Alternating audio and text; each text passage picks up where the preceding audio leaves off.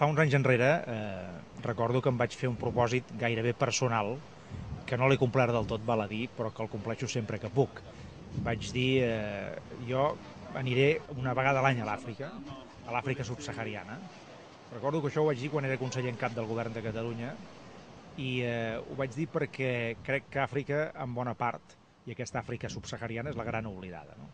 I per altra banda, quan mires el mapa del món, doncs si veus alguna part d'aquest món especialment tocat i que tens la sensació de que li costarà més de sortir-ne, és precisament aquesta Àfrica, l'Àfrica subsahariana. I per això em vaig fer aquest propòsit, no? De dir, escolta, jo, encara que només sigui testimonialment, o no només testimonialment, sinó per fer coses les que puguem, no? Per cridar l'atenció en aquest sentit, per fer-ho notar, per posar-ho a l'agenda, no? Perquè hi hagi una major sensibilització en aquest sentit. Jo una vegada a l'any aniré a un país de l'Àfrica subsahariana i intentaré doncs, fer coses en allà i a més doncs, aprendre també de les experiències que estan tenint aquests països africans. No? Ara ho he pogut fer aquest any 2008 al Senegal, un país que jo no coneixia, en conec d'altres de l'entorn del Senegal, però no aquest. He estat unes hores aquí, no moltes, però he tingut l'oportunitat de comprovar un cop més la pobresa que hi ha en aquesta zona del món, però concretament en aquest cas del Senegal hi ha algunes coses que no només criden l'atenció, sinó que a més fan tenir una certa esperança, no? I és que hi ha una voluntat no només del govern, sinó d'una part de la societat de allò que ells en diuen fixar la població, és a dir, de fet, aturar la migració. Allò que per nosaltres és la immigració, per ells és la emigració.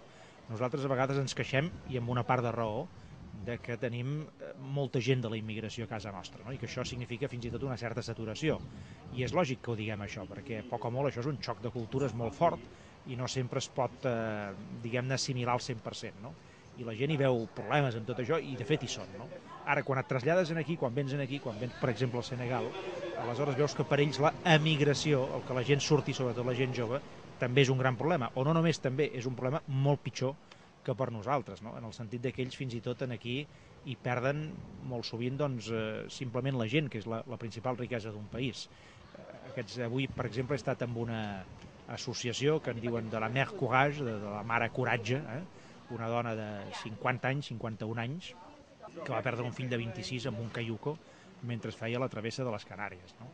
I com això, doncs, tantes i tantes altres dones que han creat una associació amb una població a prop de Dakar, la capital del Senegal, que intenta mentalitzar a la gent jove d'aquest país de que no marxin, de que es quedin. Ara bé, perquè es quedin hi ha d'haver mitjans de vida. Si no hi ha mitjans de vida, això acaba sent un pou de pobresa, i els pous de pobresa la gent intenta sortir com pot. No? I en aquest sentit, doncs, fins i tot el govern del Senegal en aquest moment té un programa de fixació de gent a través de noves activitats agràries, no? L'agricultura, la ramaderia. Hi ha països que hi estan cooperant, un d'ells és l'estat espanyol, Catalunya també, d'una forma o d'una altra hi participa.